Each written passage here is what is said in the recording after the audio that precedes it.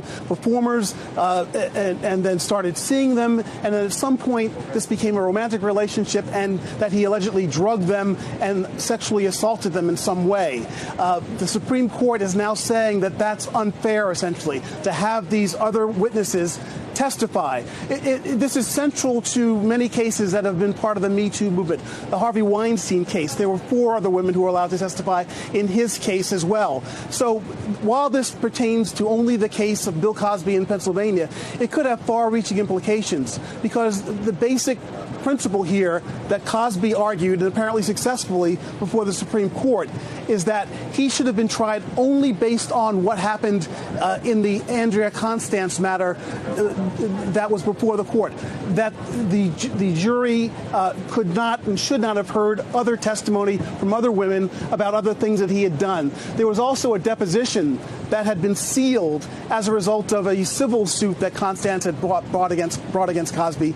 The judge in the criminal case against Cosby allowed that deposition to be unsealed, even though there was an agreement, Cosby maintained, with the prior prosecutor that it would remain confidential and secret. So basically, Cosby's argument throughout this whole thing has been he wasn't treated fairly, that he was that other witnesses were allowed to testify that didn't pertain to this particular case. And it appears, I'm still reading through the decision, through the opinions, but it appears the Supreme Court agreed with that basic principle. All right. Ron Allen, thank you. I want to turn now to NBC legal analyst Danny Savalos. Danny, does this open the door for a retrial, or what potentially happens now? It does. I'm still poring over this opinion, Lester. It's multiple pages and getting through it. And I'm seeing that the court didn't even address the 404B issue, which is the witnesses, the prior bad acts witnesses. But it appears that the Commonwealth, and that's the state of Pennsylvania, would be able to try Cosby again if they so elected. So this is a massive win. I can tell you, handling many appeals in the Commonwealth of Pennsylvania, that they are not easy to win, that this is a very rare event to have your entire conviction vacated like this or overturned. And so it'll be interesting to see what strategically the Commonwealth does going forward. There was also some questions at the beginning of this case about prior agreements with the prior DA. Did that come into play here? It did. It is something that is discussed. I haven't read the court specific ruling on it, but it appears that that is one of the bases on appeal. And essentially the argument was that it appears that Bruce Castor, the prior DA, made some kind of unofficial deal where allegedly that Cosby would agree to take a deposition and possibly get a civil settlement for one of the victims. And in exchange, at least Cosby argued, there would be no prosecution. Whether or not or how much of that is true, I'm not entirely sure. But that was a main basis for appeal, essentially that Cosby was already essentially immune because of an agreement, allegedly, with the prior prosecutor. Is there anything here that questions any of the facts of the case as we've known them? Nothing I've seen so far, Lester, but I caution that this is hot off the presses, and I'm still scrolling through this opinion as I can right now. All right, I want to let you get back to that. Danny, thanks. NBC's Kate Snow joins me on the telephone. Kate, you had the first interview with his accuser, Andrea Constand, back in 2018. This obviously is going to reverberate with her and many of Cosby's other accusers. Have you heard from them, or do you have a sense of the reaction?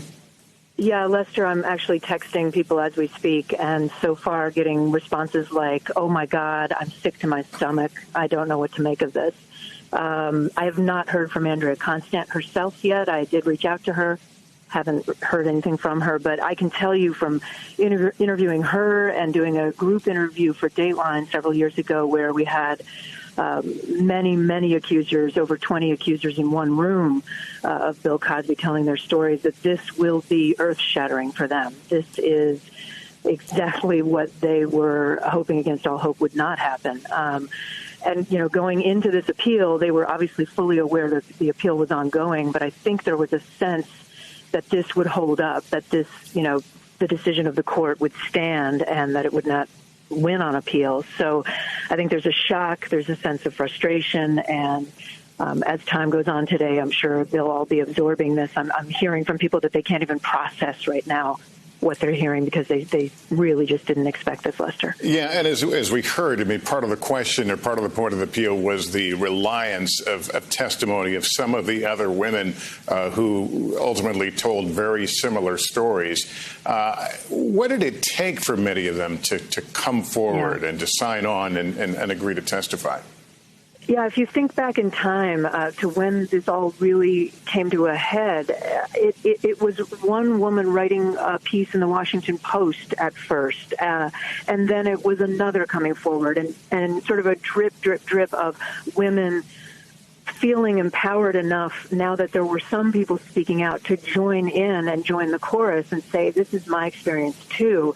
This didn't happen all at once. It took time, played out over months, and that group interview that I just told you about, reminded you about, that was something that took months for us to arrange. So this was a very, very difficult thing for these women to share, often 20, 30-year-old memories that they said they had of being assaulted by Bill Cosby. So, it was traumatic for them to relive it. I think today is going to be another traumatic day for women who say they are survivors and will continue to say they are survivors of mistreatment by Bill Cosby. All right. Kate, we'll ask you to stand by. I want to go back to our legal analyst, Danny Cevallos, who is literally poring over this decision.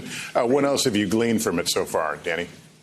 Well, it looks like my early reading was right in that the Supreme Court focused primarily on Cosby's giving up of his Fifth Amendment rights. And he did that based on what the court concluded was his reasonable reliance on the former district attorney, Bruce Castor's, assurances that if, hey, you go do this deposition in a civil case, which will lead to a settlement or money given to the victim, I understand you're giving up your Fifth Amendment right. Because, Lester, anytime you have a client who's being charged and sued, you never let them take a deposition or sit for a deposition because they may lose their Fifth Amendment privilege or give it up unnecessarily. So that's exactly what the Supreme Court said, that when Bill Cosby did that, when he went to give that deposition in a civil case, he gave up his Fifth Amendment rights, and he did so relying on the assurances of the prosecutor that, hey, we're never going to prosecute you if you just do this deposition. And then, lo and behold, many years later, this deposition comes back and is used against him. His own words are used against him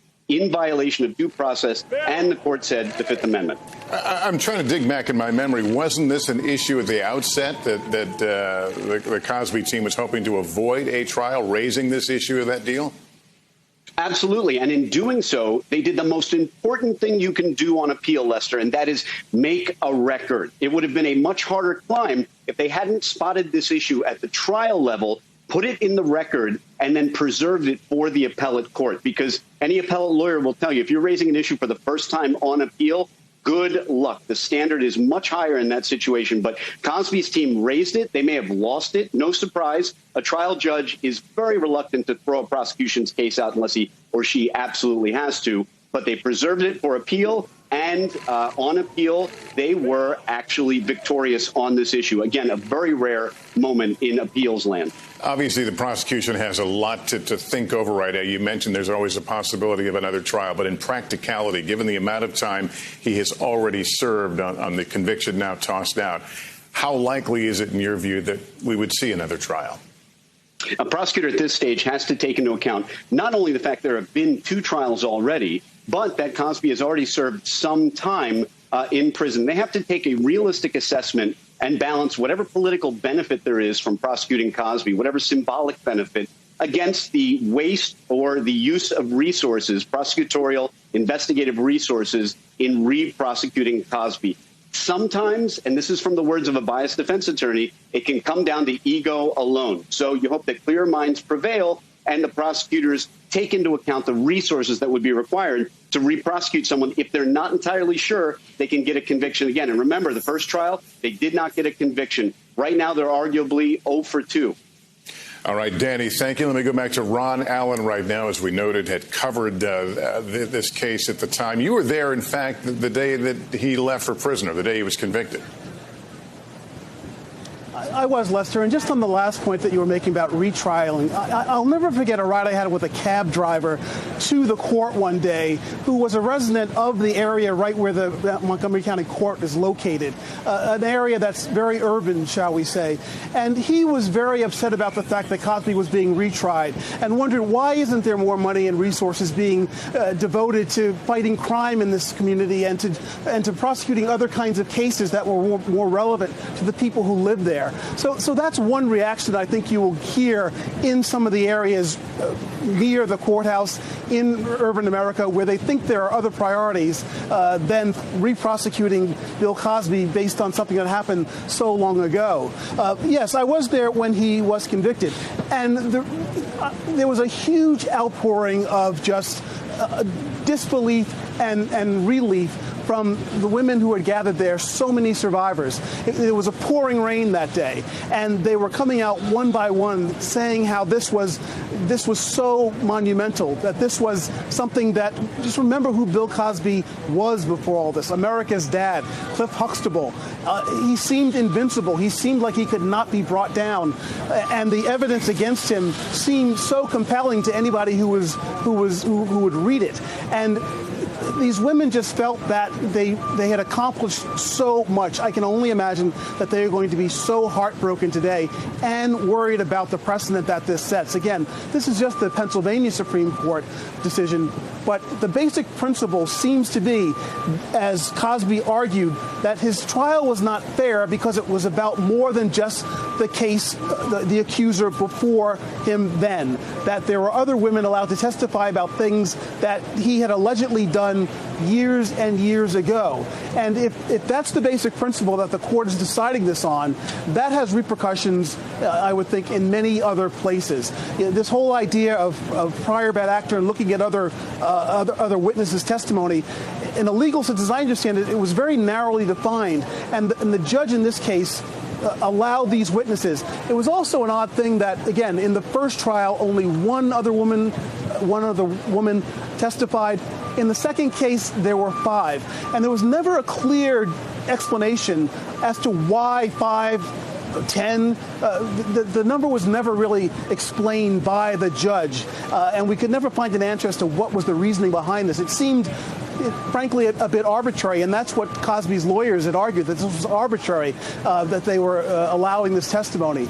And again, now it seems that the Pennsylvania Supreme Court has agreed to that basic principle, and I would think that all the women who so bravely and with so much courage came forward years and years later to face this seemingly invincible individual are just going to be devastated and heartbroken that this has happened now. Yeah, and Ron, let me use that to transition to our colleague Kate Snow right now, who remains on the phone with us. Kate, how is this seen now through the lens of the Me Too movement? Yeah, the women who accused Bill Cosby saw themselves as the beginning of that movement. Because remember, it happened a couple of years before the Harvey Weinstein case and all of the other famous Me Too cases that we've seen since.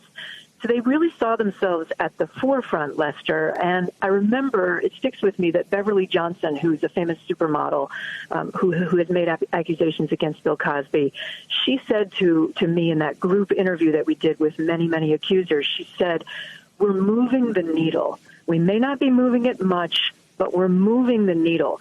That was the sense that this group had, was that in prosecuting Bill Cosby to begin with, even having that second trial was a landmark for them. And then the conviction, as Ron was just saying, was a moment of release and relief for not just those women, but I think many, many women who have made allegations against powerful people of sexual assault. And they felt like it was sort of a new beginning. So what I'm getting now from people, Lester, as we speak, I'm getting text messages from many of the women who accused Bill Cosby who are saying, this feels like a punch in the gut. This feels like a reversal of all the work that they had done. Now, this is not a legal comment. Obviously, you're hearing why this appeal was held up by the court. But They did not expect this. They felt like public opinion, the court of public opinion, has been on their side, and they felt that they had proven their case in terms of the court of public opinion, Lester. All right, Kate Snow, thanks very much. If you're just joining us again, the Pennsylvania Supreme Court has vacated the conviction of comedian actor Bill Cosby. Let me go to Pete Williams right now, our justice correspondent in Washington. Pete, you've got a little more information from the Supreme Court and perhaps what happens next in all this. Right. In terms of what happens next, Lester, under this court ruling, Bill Cosby cannot be tried again on these charges.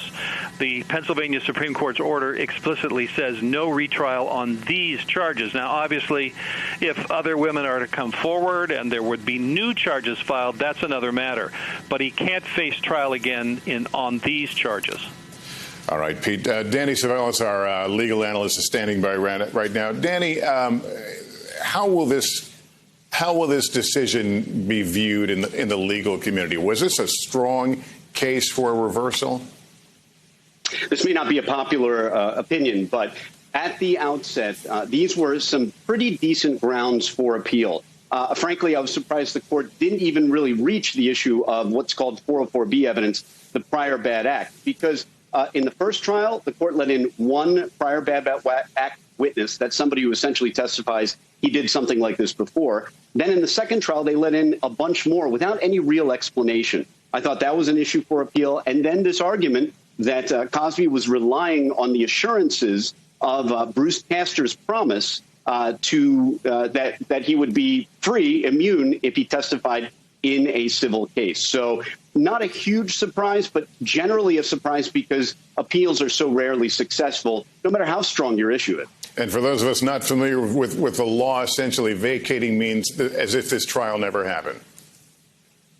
Yeah, vacating the conviction. That's right. Yeah, yes, sorry, but as Pete pointed out, and as you know, I'm going through this opinion as we speak. It is true. Pete is right that there will be no retrial on these specific charges. And now you have to understand that I believe the statute of limitations for these charges was 12 years. Cosby was arrested just days before that original statute expired. So the window or the opportunity for bringing any new charges for any new possible victims is very, very small indeed, if not vanishing. So they would need essentially a new victim, a new claim, a new charge to go forward.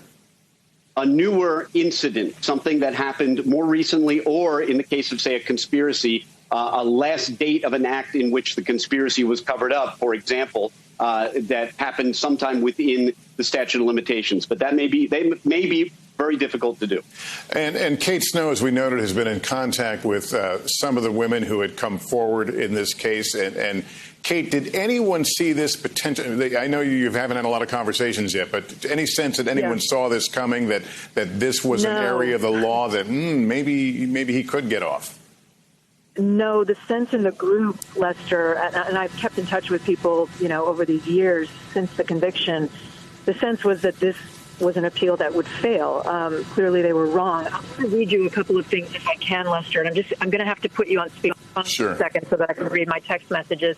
I just got a statement from Eden Turrell. She's one of the accusers of Bill Cosby. She says, from the very beginning, the rigid constructs of the statute of limitations did not provide protection or a pathway for justice for the women that came out against Cosby. The outdated laws are so clearly in place, protecting men in these cases more often than not. This is the story of the Me Too movement that must be included in the narrative now. Enough pushing the Cosby story off to the side. I am completely out of breath. That's a text message that I just got from Eden Turrell. I also got one from Heidi Thomas, another accuser, saying, when I asked, did you expect this at all with any indication? She said, not at all, out of the blue. He was just refused parole for not taking part in sex assault programs. I don't know if that's factually accurate. I haven't been able to fact check that. But those are the kind of sentiments, Lester, that I'm hearing from these women. And again, I have reached out to Andrea Constant, the primary accuser whose case led to his conviction, and have not heard back yet, Lester. Yeah, and who knows if there would be solace in at least the knowledge that this court decision does not address the specific facts of the case. Well, that may be some solace, that this is really, as it's been described by Danny, a very legally founded appeal. I mean, this is something that in terms of the law, the court is saying is not was not permissible, having those 5 women give their supporting testimony. But as you say, they're not saying that testimony was inaccurate. Yeah, and just to go back, I recall that interview, of course, you did for Dateline. It was stunning. And I mean, what struck you in terms of their stories and how they meshed? Yeah, Lester, what was so striking sitting and talking to, number one, many of those women at the time that we did that interview had not met before. They had never known each other. And so to have them sit together and one at a time say very similar things, they, almost to a person, talked about what many would describe as grooming, ways that Bill Cosby befriended them and took them under his wing, promised them things. Many of them were aspiring actresses or models who said that he had promised them attention and access to Hollywood, to movie sets, to TV sets, appearances on the Cosby Show, those kind of moments. And to these women at the time, this is often 20, 30 years ago, these were very important promises, but they now see that as what they call grooming, where he gained their confidence and then, slowly but surely took the friendship to a different level and, in their words, abused and assaulted them.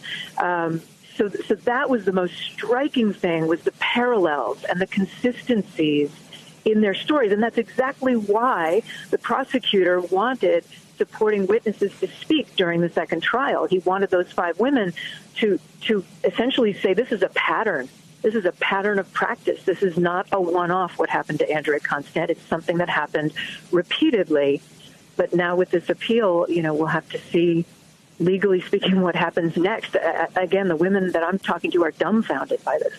All right, Kate Snow, we thank you very much. And so the Supreme Court in Pennsylvania has made its decision, and Bill Cosby could leave prison at any time. We're going to have much more on this story tonight on NBC Nightly News. For now, I'm Lester Holt, NBC News, New York. Good day.